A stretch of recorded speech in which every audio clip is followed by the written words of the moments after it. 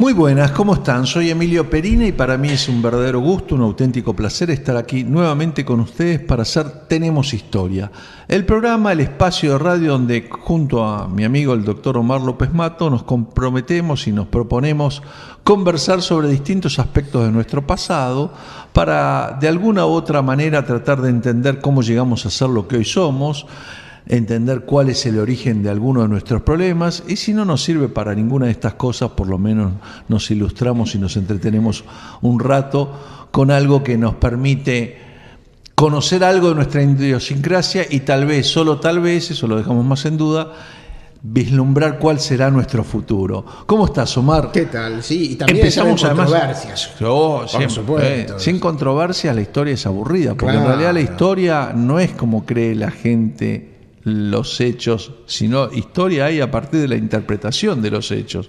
Los hechos son simplemente una crónica. Y los hechos no siempre son lo que se dicen. Controversias, pero sin cuchillos. Así es.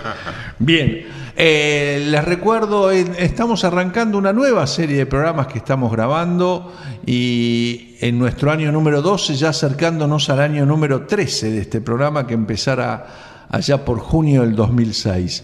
Les recuerdo, como siempre, que nos pueden escribir a programa tenemoshistoria@gmail.com, que yo estoy en Twitter, @Emilio Perina, que el programa está siendo grabado en video y después va a estar en las redes sociales, sobre todo en YouTube, donde lo van a poder ver y seguir.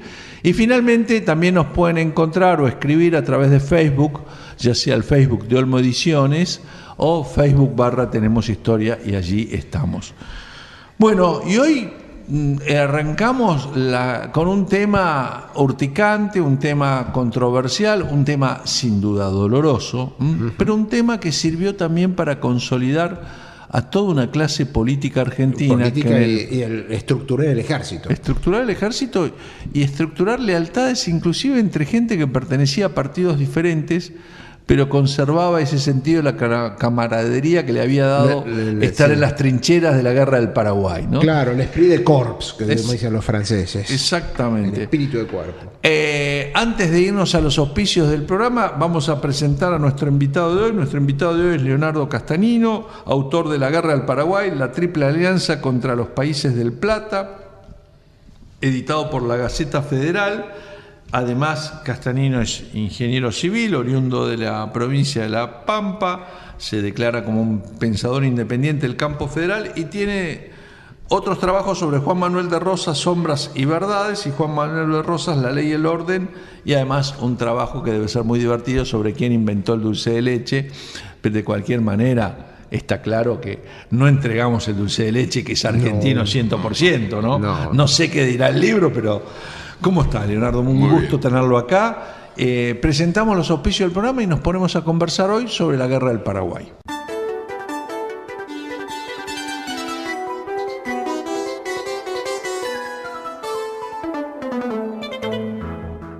Seguimos en Tenemos Historia. Hoy nos visita, como dije en la apertura, Leonardo Castanino. El tema que vamos a tocar hoy es en torno a un trabajo de él, La Guerra del Paraguay, la Triple Alianza contra los Países del Plata, que presenta la Gaceta Federal.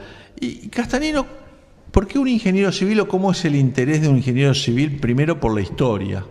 Es decir, ¿cómo nace, cómo surge? Bueno, en realidad surgió porque un ingeniero amigo mío sabía muchísimo de historia, una cosa... Entonces yo le dije, qué raro usted siendo ingeniero que le guste la historia. Y dice, bueno, yo vivía con dos estudiantes que estudiaban historia, entonces para poder discutir tenía que ir a la biblioteca a instruirme para poder...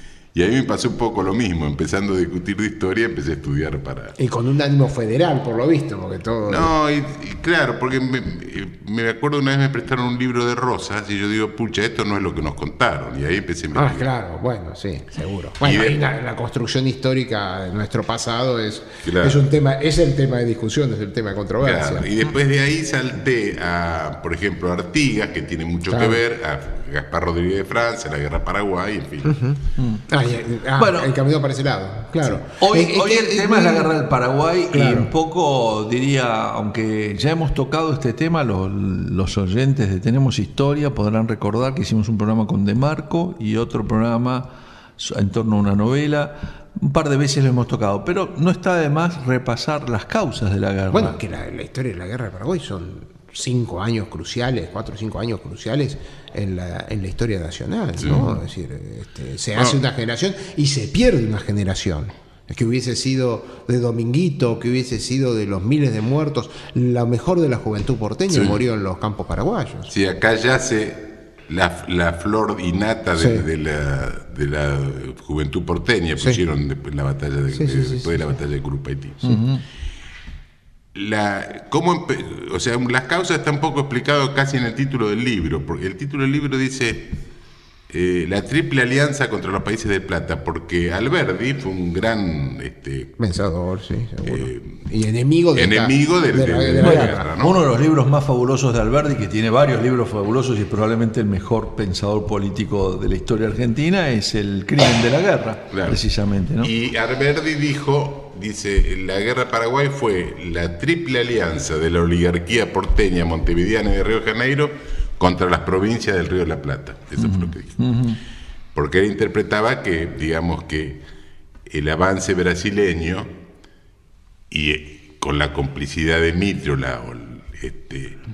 habían destruido, digamos, el Paraguay como una forma de llevar el libre comercio, etc. Claro, y Venancio Flores, porque el conflicto empieza literalmente en Uruguay. Sí, Venancio Flores en realidad fue un mercenario de Mitre en contra de los federales del interior de Buenos Aires, hasta que incluso participó en CP de Pavón, hasta que Mitre se queda con el interior y Urquiza se queda con... Bueno, y toda esta serie de conflictos, es decir, la hecatombe de Quinteros, es toda una parte muy importante de la historia uruguaya, pero termina el conflicto, es el apoyo que Mitre le da a Venancio Flores. Claro. Pero última instancia porque hay una serie de pactos previos, pero en última instancia el que mete la pata acá es López. López entra a Corrientes. Bueno, eso después lo discutimos. Pero te quería terminar lo de Venancio Flores. Venancio Flores lo ayuda a Mitre contra los del interior.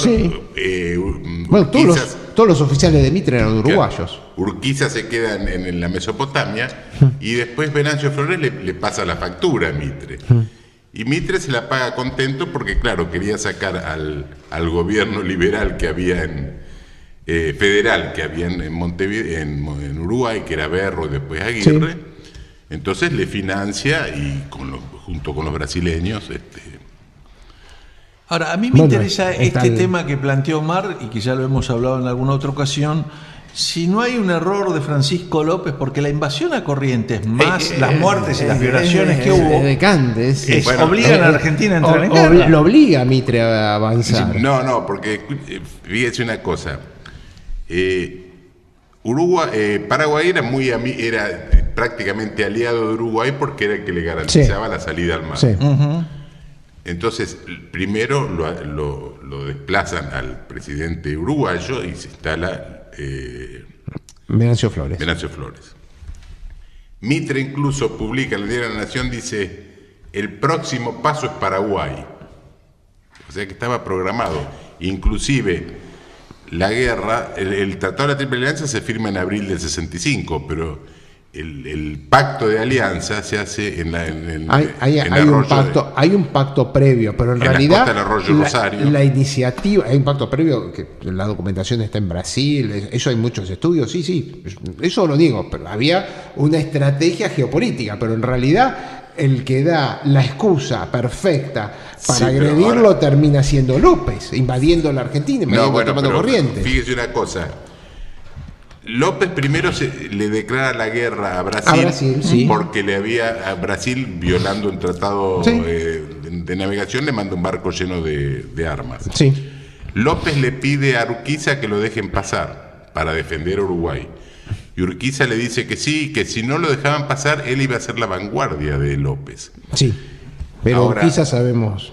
Ahora Argentina, tenía unas... Era un buen vendedor de caballos.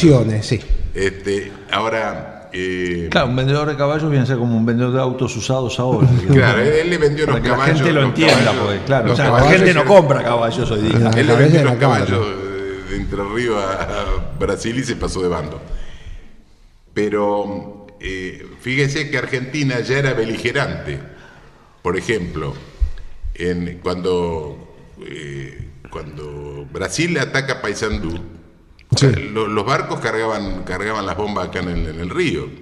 Lo dejaba pasar a Brasil por el río, pero no lo dejaba pasar al otro por tierra. Ese es un tema. Eso claro. Eso es Paysandú. El acuerdo. Está bien. Bueno, eso es Paysandú y era un problema. Muchos argentinos fueron a pelear por Paysandú, entre ellos. Eso no autoriza la invasión a Corrientes. Diógenes Urquiza. El hijo de Urquiza, pero Urquiza no lo dejaba pasar. Bueno, y el otro fue Rafael Hernández. Que va José a buscarlo. Ahora, pero está bien. Eso es una cuestión de uruguaya. Ahora le termina la idea. Sí.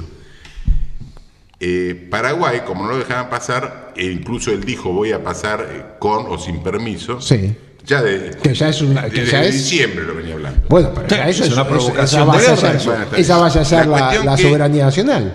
La cuestión que López le declara públicamente la guerra argentina el 18 de marzo del 65.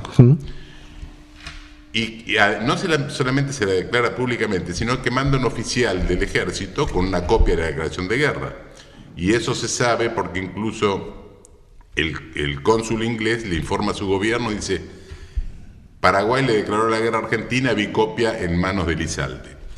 Ahora, Mitre, ¿qué hace? Lo pone prisionero al emisario hasta después de la guerra y esconde la declaración de guerra y espera que lo ataquen. Entonces cuando atacan, nos atacaron sin previa declaración de guerra. No es cierto, eso hizo lo mismo que Pearl Harbor. Mitre sabía perfectamente, incluso el gobernador de Córdoba le dice, el 3 de abril le dice, Paraguay nos ha declarado la guerra. Bueno, y el próximo paso va a ser la toma de Corrientes. O sea que hasta eso sabía. Pero no había forma que Argentina permaneciese neutral si es que pasaba el ejército paraguayo por territorio argentino. Es que Argentina no era. Ya sabía que le iban no podía aceptar eso. Íbamos a terminar con otra guerra en Brasil, era peor. No, es que Argentina no era neutral, porque escúcheme, en Corrientes, cuando se declaran la guerra a Brasil y con Paraguay, sí, en Corrientes había un depósito de armas de los brasileños. Y Mitre le manda a decir a un periodista allá, dice, censure la prensa en contra de Brasil, dice, y facilite, le dice al gobernador, facilite el envío de correspondencia de los diplomáticos de los gente brasileña en valija diplomática a nombre de Elizalde, o sea que estaban hasta contrabandeando la documentación de guerra. O sea que para mí no era, era beligerante, pero con todas las letras. No, que había un pacto previo, que estaba de acuerdo, que en algún momento se la iban a dar por la cabeza a López. Era así, pero yo siempre digo, el que da el mal paso y que no da una vuelta para atrás y que no permite es decir, no le deja otra salida que empezar una guerra. No, es que él le declaró la guerra, precisamente. Bueno, le declaró la guerra. Ahí me tengo, y para cerrar este bloque, me parece reinteresante la polémica. Recuerdo la frase de una señora que falleció hace pocos años, que educaba a sus 3 hijos y siempre les decía: el que pega pierde sus derechos. Sí. El que invoca la violencia después no puede invocar los derechos. Pero es que o vas por el camino de la violencia y la diplomacia o vas por el camino de los derechos. Entonces, el que acude a un método violento, por las razones que fuera, aún teniendo la razón, está renunciando a la justicia y al derecho. Bueno, ¿y qué es lo que hizo López? Bueno, entonces después las consecuencias son esas. Mitre también hizo violencia porque le abastecía de armas, de bombas. Mitre tomó partido, pero eso no es violencia. No es lo mismo que invadir Corrientes y violar y asesinar. Era beligerante. Le vendía, es un comercio, si usted quiere. Argentina era beligerante. Es una interpretación un poco. No es lo mismo ser beligerante abasteciendo armas, porque entonces uno debería decir, Hitler debió haber atacado a los Estados Unidos, que le ofrecía armas a Inglaterra bueno, y a la Rusia. Guerra lo hablamos en otro programa. No, pero digamos, claro, pero es que ¿por qué vamos a analizar diferente? Porque el tratado de arriendo sería lo mismo. Bueno, si Argentina le daba armas o le vendía o le facilitaba el tema a Brasil, era un tema para discutir diplomáticamente. Y que había una actitud beligerante. Y había un pacto. Si se hablaba de alianza de cañonazo. Sí, hablaba, pero el que empieza con los cañonazos después no puede invocar el derecho, ¿no? Nos vamos a una pausa y seguimos conversando apasionadamente. Este es un tema realmente fantástico, el de la Guerra del Paraguay, con Leonardo Castanino, en torno a su libro La Guerra del Paraguay, la Triple Alianza contra los Países del Plata, editado por la Gaceta Federal.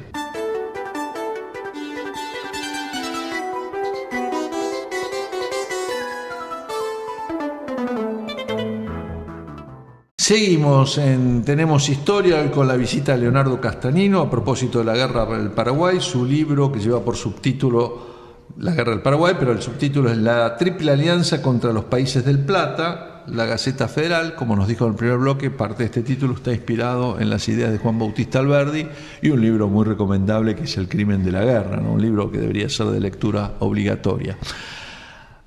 Bueno, producida la invasión, Mitre llama a las fuerzas y se manda uno de los peores discursos de la historia política argentina, uno de los discursos de los cuales él mismo se arrepintió y expresó muchas veces que había sido un error tremendo, que es el exceso de confianza. Un mes, ¿cómo era? En una semana. No, 3 días en el cuartel, 3 semanas en campaña y 3 meses en Asunción. Exactamente. Al año todavía ni había pisado Paraguay. Asumiendo que la guerra iba a ser corta, breve. Claro. Se parece mucho. Porque aparte contaba con todo el poderío brasilero, que era importantísimo, la flota brasilera. Esto es interesante y me gustaría remarcarlo porque la actitud festiva e irresponsable y exitista que tuvo la clase dirigente porteña, Mitre a la cabeza, porque era el representante de esa clase, heredero de Rosas era el representante de esa clase porteña, es la misma que tienen todos los países con la Primera Guerra Mundial.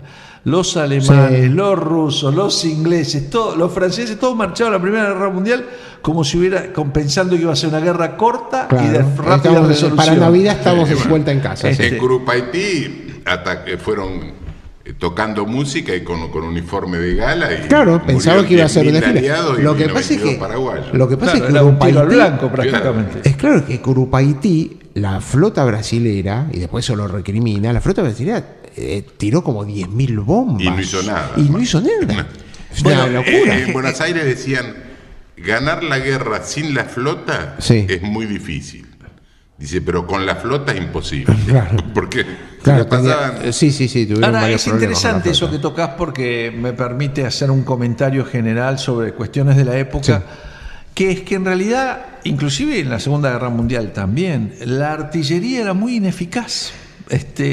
Fue ineficaz mucho tiempo, producía mucho ruido, mucha confusión, mucho humo, pero era muy difícil que produjera resultados bélicos importantes. Bueno, Paraguay no eran cañones rayados, en cambio los brasileños tenían acorazados. Claro, es la primera guerra tecnológica en América Latina. La primera guerra industrial. Junto con la guerra de los Estados Unidos, la guerra de secesión, y la de Crimea. Son las tres. La de Crimea más o menos, ya la de 1870. Entre Alemania y Francia. En Alemania y Francia, la guerra la batalla de Sedan, es ahí, aparte tiene una injerencia mucho más importante ahí el ferrocarril, que acá no tiene tanta injerencia el ferrocarril. Claro. Pero sí los barcos acorazados, el bombardeo excesivo, el bombardeo así masivo. Y recién Leonardo Castanino hacía referencia a la forma de marchar en torno a como si fuera una fiesta, con uniformes y gala. Y mucho de eso también pasó en la Guerra de Secesión de los Estados Unidos, donde se combatían con dos estilos diferentes, estilos, si se quiere, no sé si llamarlo de la caballería o de la manera de combatir en las guerras donde había otro tipo de respeto, con guerras donde empieza a funcionar más el vale todo, ¿no? Claro. y eso produce grandes masacres. Acá no, porque en Estados Unidos recién, durante la guerra civil termina en el 64, y esta guerra empieza en el 65, y al final de la guerra civil ya los americanos, el norte usaba armas a repetición, empieza con el Remington, las ametralladoras existían ya. La Gatling me parece que es posterior, me parece que la Gatling es del 70. En la guerra civil se usaron ametralladoras. Se usaron, dudo, eso lo vamos a ver. Paraguay, pero la guerra de Paraguay, había armas rayadas, pero los paraguayos eran de todo. Pero acá no usaron armas a repetición. Sí, Sarmiento. Lo que pasa es que la primera ametralladora la baja Sarmiento. Acá en Argentina. Con la rebelión de López Jordán. Con la rebelión. Y la utiliza antes de la entrevista con Urquiza. Sí. Antes de la entrevista con Urquiza, creo Sarmiento que usa en una fachada de un colegio, no sé. Quiere ver cómo funciona la Gatling, y creo que era la Gatling, no, la Maxim es después. Que Gatling era médico. Ajá. Aprendimos a matar antes que curar. Bueno, a matar en forma. Las dos guerras, la de la secesión americana y la del Paraguay, significaron grandes avances en la medicina, en la cirugía. Bueno, en la por la carnicería misma que significaron. Claro, ¿no? Los paraguayos no tenían dos médicos ingleses. Lo que hicieron estos dos médicos ingleses es entrenar a chicos de la sociedad paraguaya, más o menos despiertos, les enseñaron los rudimentos de la atención médica. El ejército argentino sí tenía médicos, entre ellos Eduardo Wilde, que va como médico, varios más, pero bueno, Eduardo Wilde, saben que yo tengo una fijación con Eduardo Wilde, entonces por eso lo traigo a colación. Pero sí tiene un ejército, Damianovich como general, etcétera. Los paraguayos no tenían. Que había entre es más, de hecho, algunos paraguayos preferían entregarse a los argentinos para que lo atendieran los médicos argentinos, que en ese sentido no hicieron discriminación, no hacían discriminación. Atendían a los soldados paraguayos. Las tropas argentinas eran menos instruidas que las paraguayas. Sí. Los paraguayos prácticamente, incluso Alberti dice que casi no había alguien que no supiera leer y escribir. Bueno, eso es lo que siempre tuvo Paraguay. Paraguay desde Francia enseñaba a leer y escribir, pero no te pases a la universidad porque ya eso era muy difícil. Pero los argentinos tenían un porcentaje de alfabetismo muy importante. Los paraguayos, cada uno tenía su parcela de tierra y que trabajaba, entonces ellos defendían su chacra. Era un concepto muy jesuítico. Claro. Ellos todavía eran herederos jesuíticos, porque algunos quieren ver una teoría comunista ahí, un inicio del comunismo, no es así, es una cosa de un principio jesuítica, cada cual tiene su chacra, trabaja y tiene una instrucción básica. Claro. Eso es en cambio, los brasileños, por ejemplo, artiguista, eso es bien artiguista. En cambio, en Brasil había 40 esclavos por cada hombre blanco. Sí. Inclusive cuentan la anécdota que un grupo de soldados brasileños estaban levantando una línea telegráfica que tenían los paraguayos, y uno dice, no sé para qué queremos este alambre que está escrito en otro idioma, así que fíjate la instrucción que tenían. Bárbaro, qué interesante. Y la resistencia paraguaya, más allá de todo, fue heroica y fue tremenda, ¿no? Es decir, la guerra, como decíamos, se prolongó mucho más de lo previsto. Sí.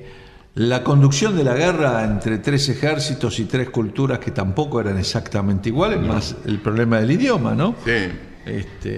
También fue cambiando de manos y eso complicó enormemente las cosas, ¿no? Sí, había cierto tipo de homología entre el ejército uruguayo y el ejército argentino, porque muchos después del ejército uruguayo pasaron a ser miembros del ejército argentino. Sí. ¿No? Borges entre ellos, pero no querían nada que ver con los macacos. Incluso los paraguayos tenían hasta imprenta en el ejército y hacían una revista que incluso media cómica, es una muy, muy linda. Sí, pero López estaba mal de la cabeza. Y la escribía estaba escrito en guaraní, en castellano y en brasileño, la dejaban. Sí. Propaganda, digamos. La dejaban como claro para que la encuentren los.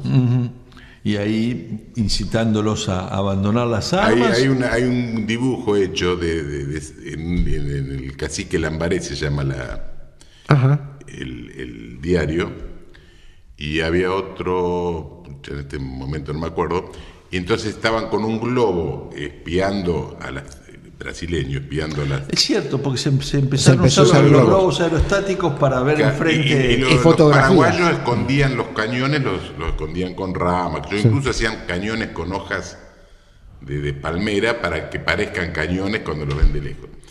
Y entonces está el globo y están ahí 7, 8 paraguayos bajándose los pantalones y mostrándole el traste, dice, mostrándole una buena cara al emperador, dice abajo. Un chiste bastante gracioso. Sí, sí, es verdad. El cabichuy.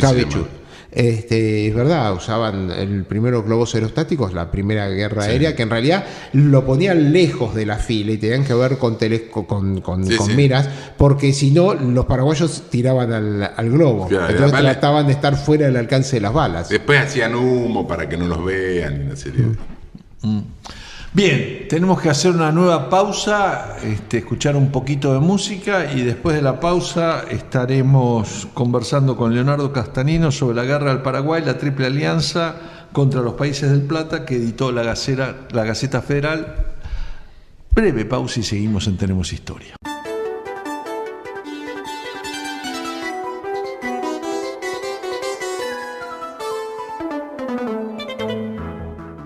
Seguimos en Tenemos Historia. Les recuerdo que como siempre nos pueden escribir a programa tenemoshistoria@gmail.com, todo seguido, programa tenemoshistoria@gmail.com, que estoy en Twitter @Emilio Perina. Últimamente tuiteo poco porque el Archivo General de la Nación no me lo permite, no me deja tuitear mucho.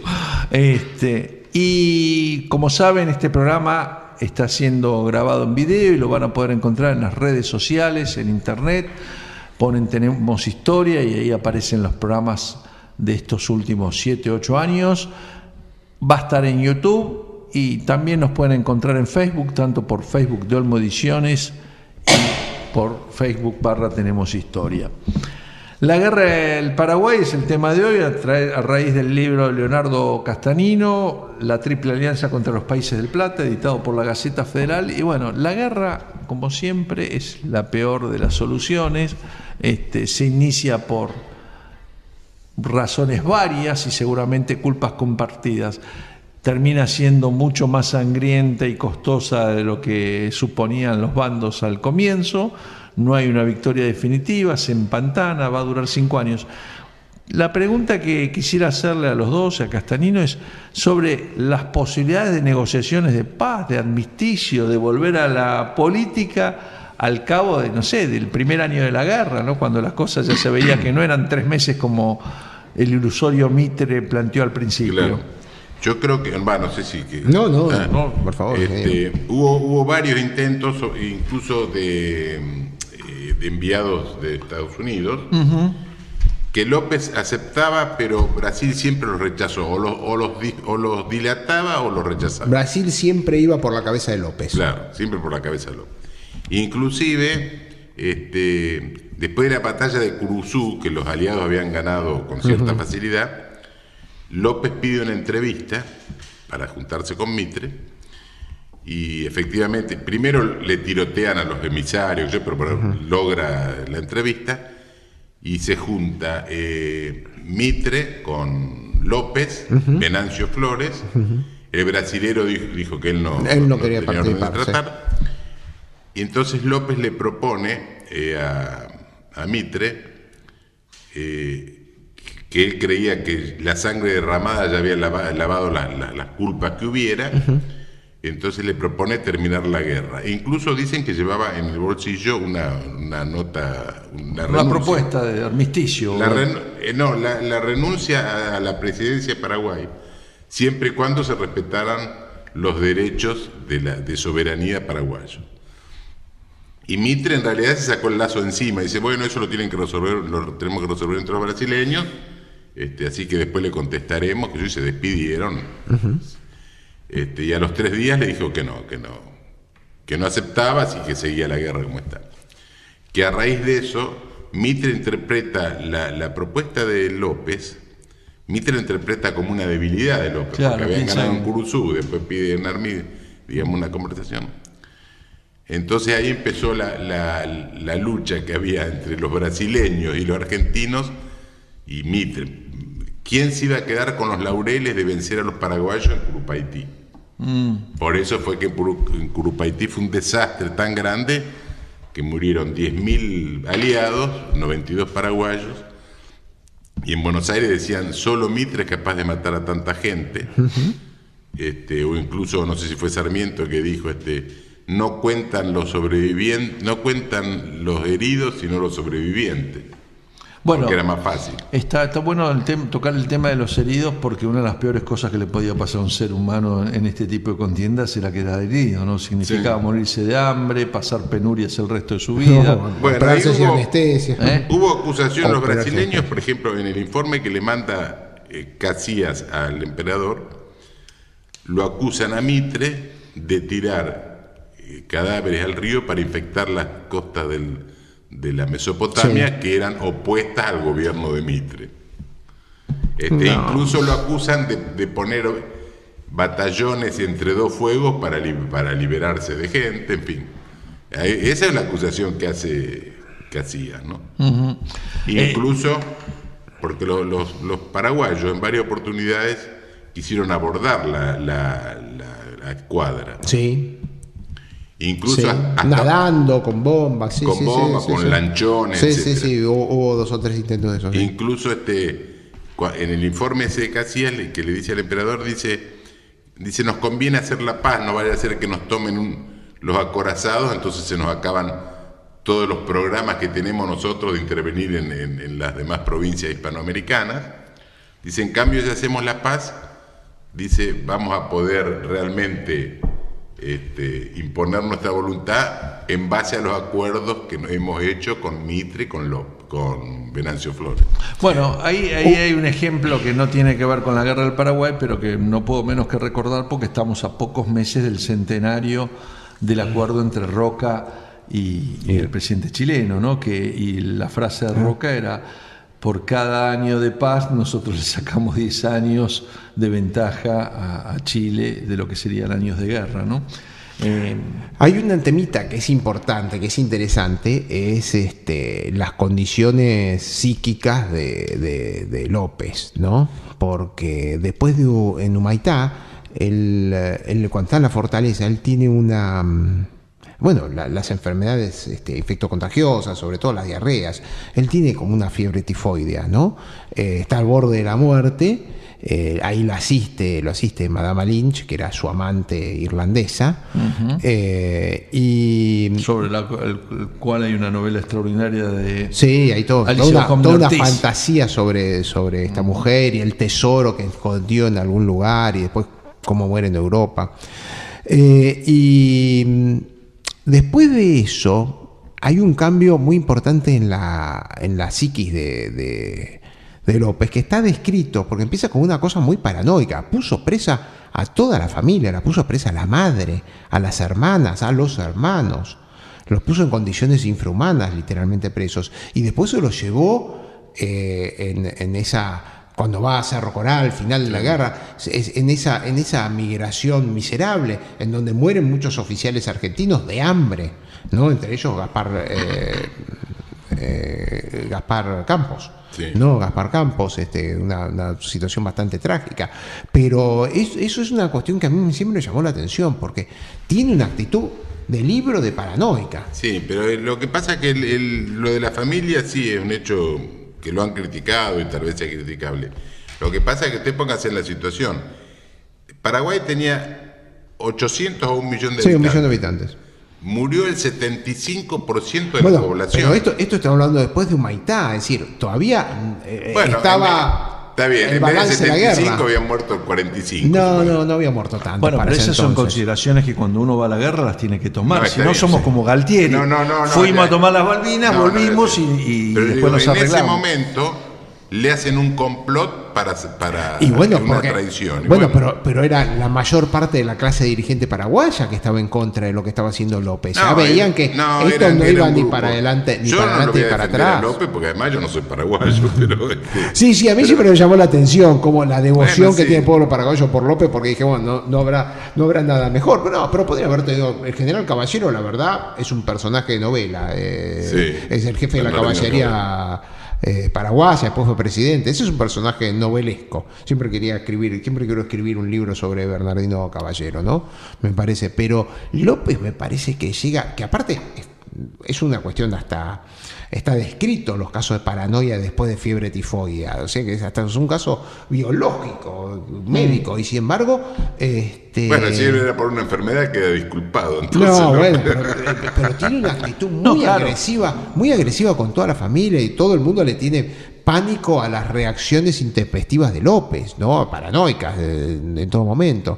Es la verdad, la perseverancia final, que uno hoy lo puede ver como heroica, es una perseverancia suicida, ¿no? Es decir, no tenía sentido. Pero es verdad que a López también le cortan la retirada, porque hubo algunos ofrecimientos de decirle, bueno, mirá, andate con tu familia a Paraguay, y los brasileños ahí se resisten. Mire, por ejemplo, cuando en Lomas Valentinas, que fue ya más sobre el final, pelean, no sé, 3.500 paraguayos, 5.000, no sé, contra 20.000. Los paraguayos quedan reducidos a 90 personas.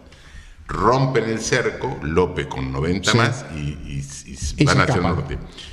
Y entonces Thompson, que era uno de los ayudantes. Thompson, que era un ingeniero, que era opositor a López, pero se enroló en la guerra, dice, ¿por qué Casillas no lo tomó prisionero? Casillas, aclaremos, era el general, si tenía 3.500, el almirante paraguayo. ¿Cómo? No, era general Casillas. No, era general, porque fue el que diseñó la trinchera de Curupaití y en Piquicirí. Entonces le dice, ¿por qué lo dejó escapar? ¿Acaso para que la gente lo siga y después matar a todos los paraguayos juntos? Incluso después de la guerra, Casillas en la legislatura tuvo una acusación formal de que los había hecho a propósito para después matarlos. O sea, yo creo que estaba programada la destrucción del pueblo paraguayo. Eso lo dice el mismo Washburn, que era un norteamericano. Sí, el embajador, era dice, diplomático. El genocidio que van a sufrir lo tienen merecido antes de la guerra. Bueno, y el mismo Sarmiento. Él había tenido un problema, el problema diplomático también. Claro. Se metía con todo el mundo, le quería declarar la guerra a Estados Unidos. Sarmiento, cuando lo matan a López, manda una banda de música a Mitre para festejar. Y le escribe a una amiga de ella, que es Mrs. Mann, que era una... dice, no crea que soy cruel. Dice, es providencial que haya existido un tirano López para que desaparezca la raza guaranítica y toda esa excrescencia humana. Bueno, esa es una expresión muy típica de Sarmiento, ¿no? Sí, muy típica del momento en el cual las ideas de Spencer. Eugenista, claro, es verdad. Y capaz que tuvo, la misma enfermedad que esa que usted nombraba. No, la tuvo de chico. Era eugenista, era un eugenista, era spenceriano, era lo que creían en una raza superior, en la evolución, en la mejor de la especie. En el momento existían en muchísimos países y estaban muy difundidos. Bueno, hasta la Segunda Guerra el eugenismo estuvo. Y cada tanto tenés algunos brotes eugenistas que toda la diseminación artificial y la creación de nuevas especies, eso es eugenista. Hubo un periodista, no sé si era Armando, una periodista así parecido, que sacó un titular del diario El Borrachón Sarmiento. Y Sarmiento era presidente, le mandó a cerrar el diario. Claro. Entonces dijo que no, que era un error de imprenta, que era el Bonachón Sarmiento. En fin, los problemas del periodismo con el poder siempre existen. Vamos a hacer una pausa, guardame eso para el último bloque, porque ya se nos fue un poquito largo. Vamos a poner un poco de música y seguimos conversando sobre la guerra del Paraguay, la Triple Alianza contra los países del Plata, de Leonardo Castanino.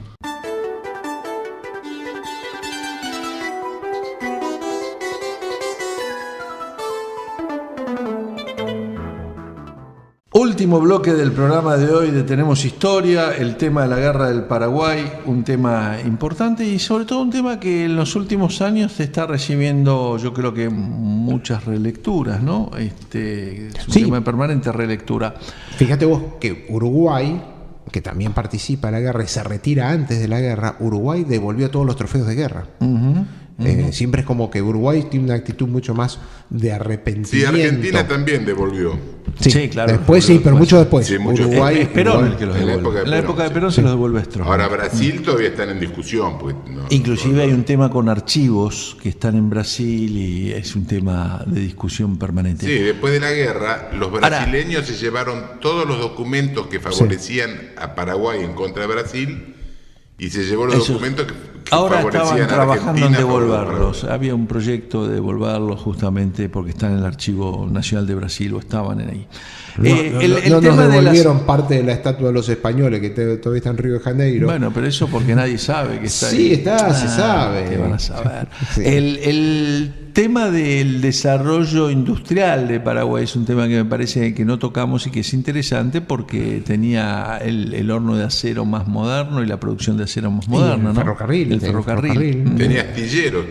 Paraguay tenía barcos que cruzaban el Atlántico. Los motores a vapor eran comprados, pero los barcos estaban... Sí, bueno, López había ido es la razón a Francia para modernizar el país. Claro, y ahí conocían a Madame Lynch.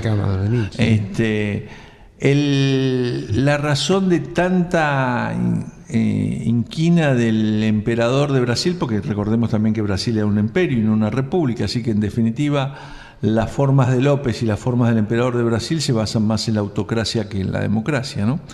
Para tener tanta inquina, ¿había alguna especial razón? Bueno, yo creo que la razón era el ánimo expansionista que siempre tuvieron los brasileños, eso es verdad, pero se quedaron con porque la discusión que estaba la tierra que estaba en discusión no era poca cosa. Estamos hablando de gran parte del Mato Grosso y del Río Grande do Sul, porque todo el Mato Grosso eso sí, estaba en había discusión. Una cuestión económica también porque, por ejemplo, que financió la guerra es Irineo, el barón de Mauá, que era testaferro de Rothschild y dueño de prácticamente de Brasil y de Uruguay. Gran parte de Uruguay. Sí. Incluso tenía una sucursal en Santa Fe. Él había prestado la plata a Urquiza para hacer la campaña contra Rosas. Y Urquiza incluso lo autorizó a emitir moneda. Sí. Inclusive había una cuestión de masonería, y porque Paraguay está prohibida la masonería. La primera logia masónica se funda un mes después de la caída de Asunción. Ajá. Y si usted mira los jefes aliados, eran todos masones. Pedro II, el conde de U, Mitre, Sarmiento, etcétera. Bueno, Sarmiento como jefe militar también tiene poca relevancia, ¿no? Sin embargo, la foto que más le gustaba a Sarmiento era vestido de general. Después de la guerra. Llegó general, eso. Increíble. Cuando asumió el primer gobierno paraguayo después de la guerra, en representación de Sarmiento fue Roque Pérez, que era el gran comendador de la masonería argentina. O sea, algunos dicen que no, yo no sé, para bien o para mal, pero algo tuvo que ver ahí.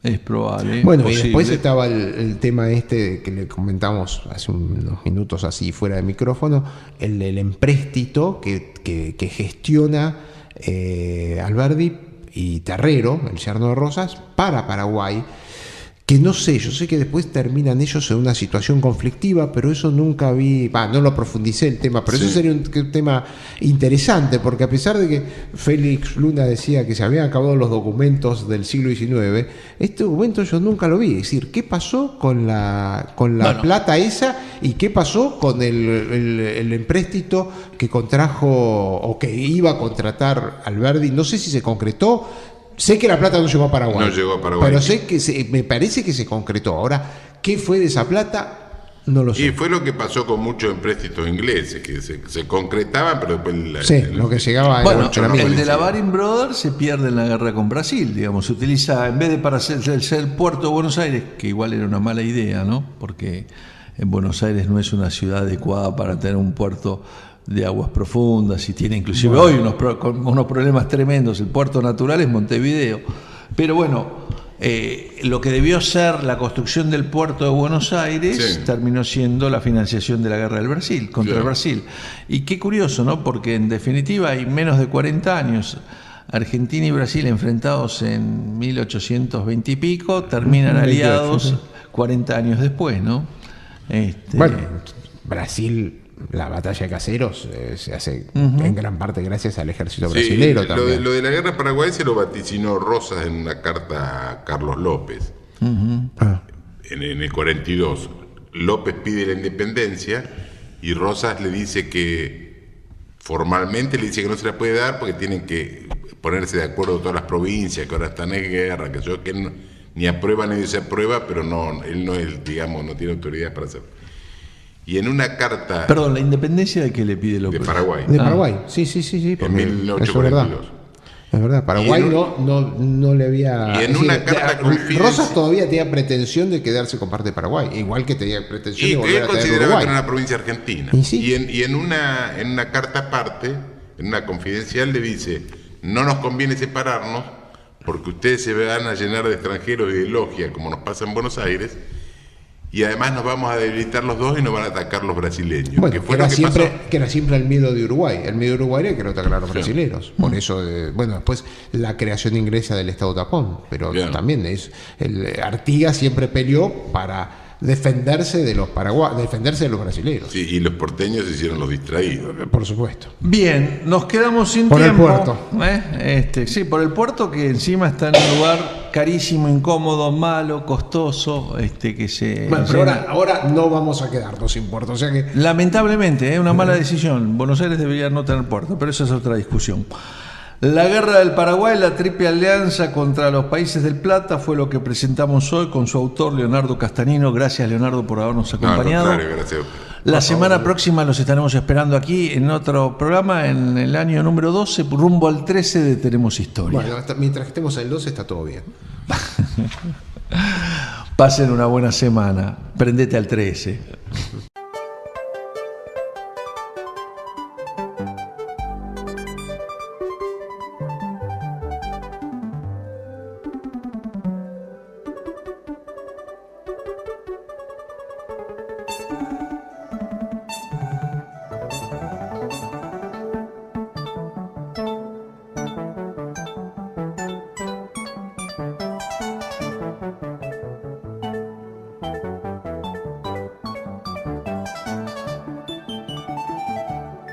Thank you.